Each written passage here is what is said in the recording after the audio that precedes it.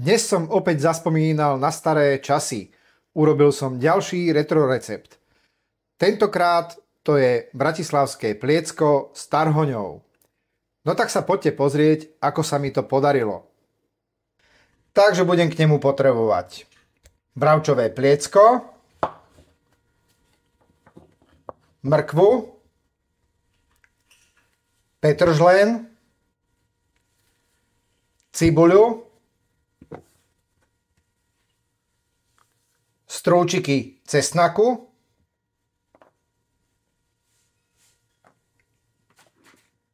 paradajkový pretlak, plnotučnú horčicu,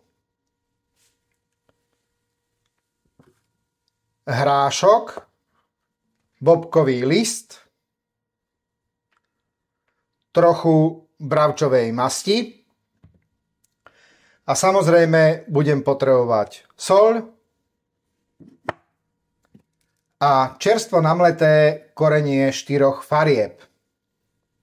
Z pliecka poodrezujem také tie chrupavkové časti, ktoré tam nechcem mať.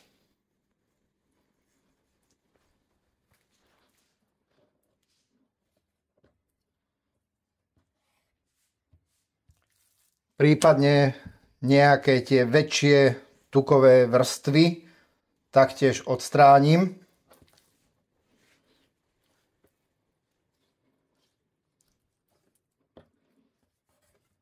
Bravčové pliecko zrolujem.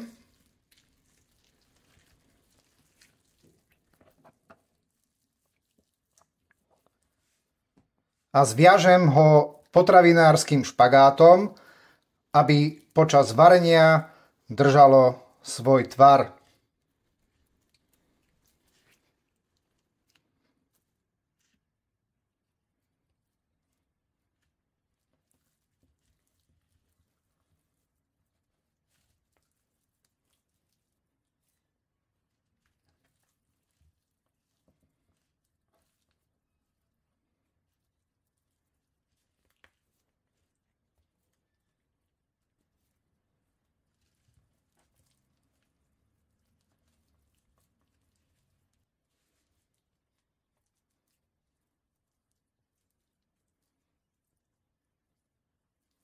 A bravčové pliecko z každej strany nasolím.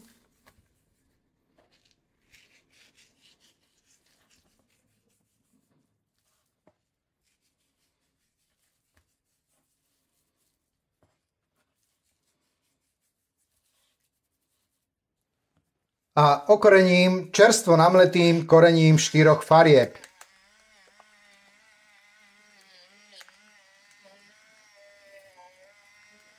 Cibuľu nakrájam na drobno.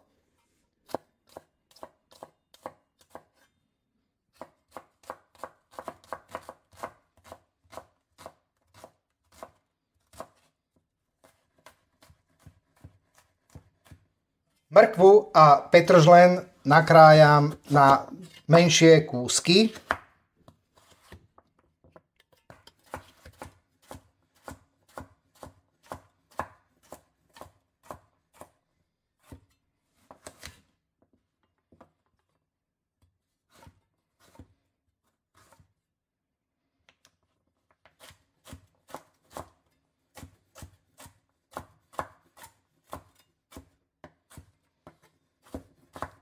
No a pripravím si aj bobkový list a pár guličiek korenia.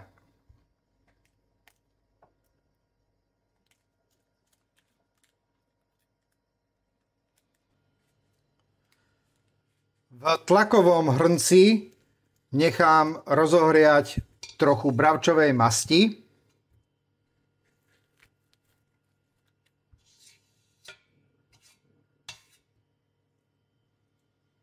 Na horúcej masti nechám zatiahnuť bravčové pliecko.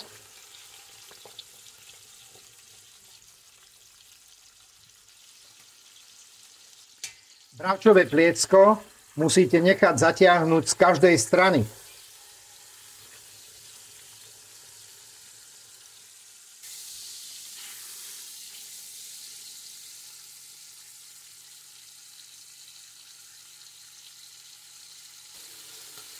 Zatiahnuté bravčové pliecko vyberiem z hrnca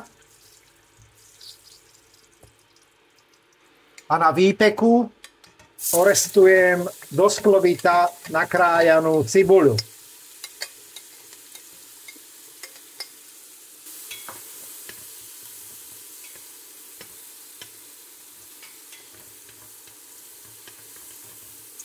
K orestovanej cibuli pridám nakrájanú zeleninu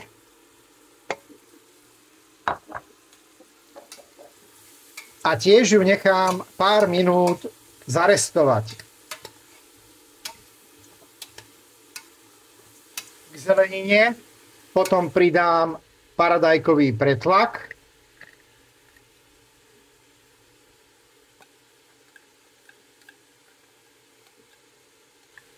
a pretlak so zeleninou budem restovať asi takých 5 až 7 minút.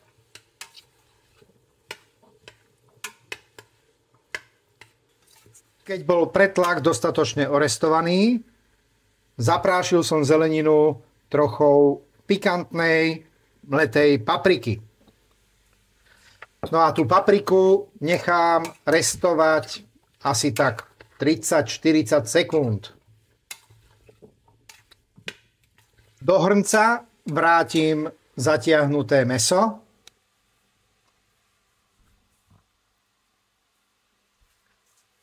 a prilejem asi 1,5 litra vývaru.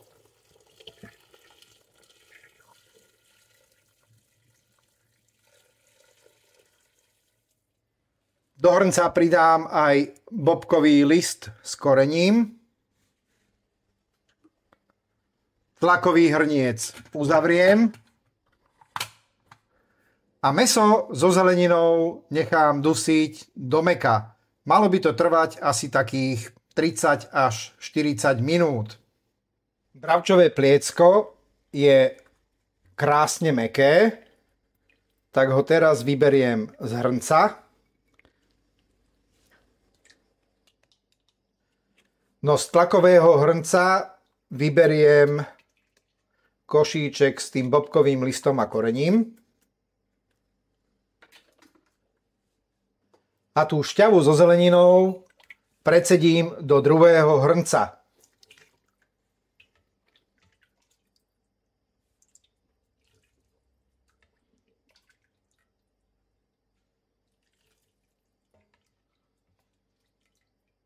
Do misky nalejem 180 ml smotany na šľahanie.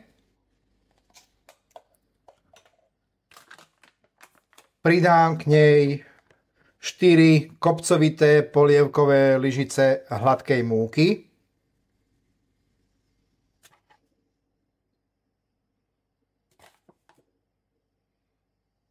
A múku so smotanou dôkladne rozmiešam, aby som nemal z tej múky hrudky.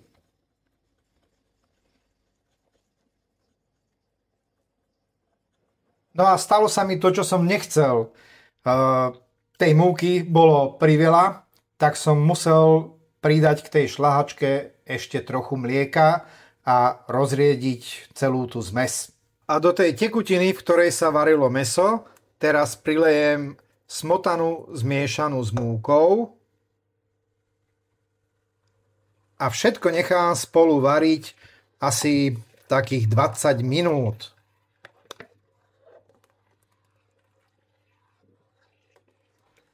Prešlo 20 minút a do tej šťavy pridám hrášok,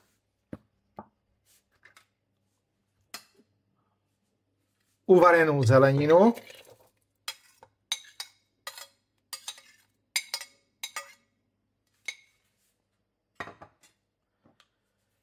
jednu polievkovú lyžicu plnotučnej horčice,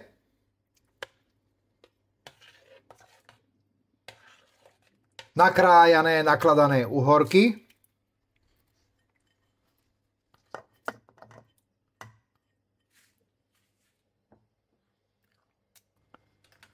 a do omáčky ešte prelisujem pár strúčikov cesnaku.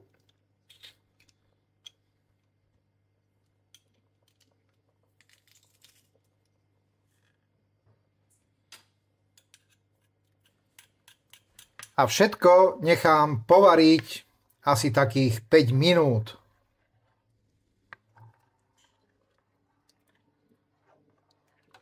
Samozrejme, nezabudnite tú omáčku ochutnať.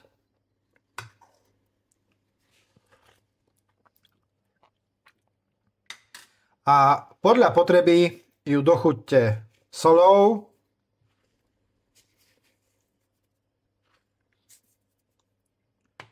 a čerstvo namletým korením 4 farieb. Kto chce, môže do tej omáčky pridať aj šťavu z poloviny citróna. My tam citrón nedávame, lebo máme radšej, keď je tá omáčka sladká. No tak poďme teraz na prípravu tarhone. V hrnci nechám rozohriať trochu repkového oleja. Keď bol olej dostatočne horúci, pridal som do hrnca tarhoňu.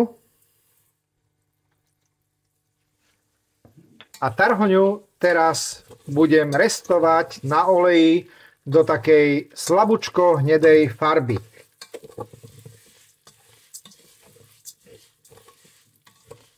Tarhoňa už chytá takú slabohnedú farbu.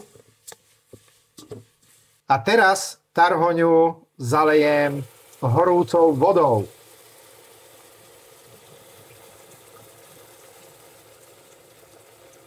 Tarhoňu nezabudnite osoliť.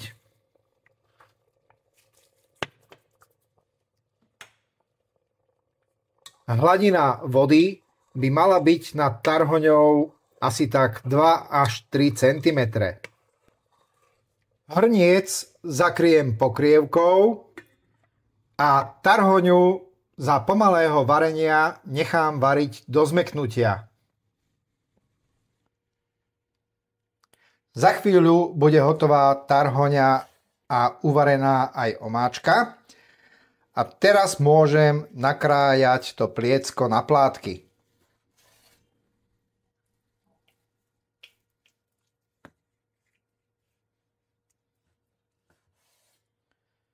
Vidíte, ako pekne drží vďaka tomu, že počas varenia bolo zviazané tým potravinárskym špagátom. No, všetko mám uvarené a tak na tanier môžem naložiť tarhoňu.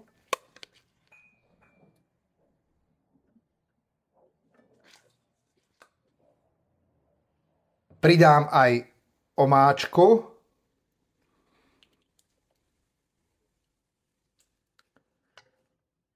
A samozrejme aj kúsok pliecka. Ak sa rozhodnete urobiť bratislavské pliecko podľa tohto videa, dajte mi prosím vedieť, ako sa vám podarilo. No a nakoniec, ako vždy, vám zaželám už iba dobrú chuť.